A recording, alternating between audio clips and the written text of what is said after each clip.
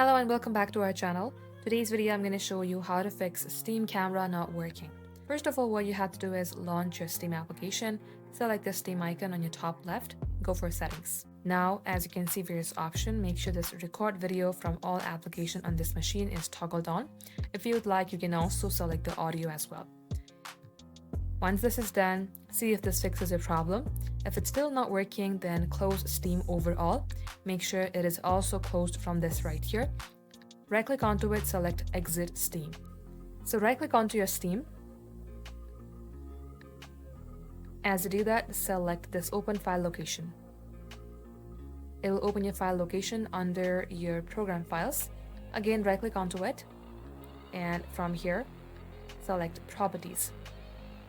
Select Compatibility. And make sure none of this is checked except for run this program as an administrator. Once you do that, select Apply and then OK. Again, restart your device, launch your Steam, try again, make sure your camera is working as well in your PC, and this will fix your problem.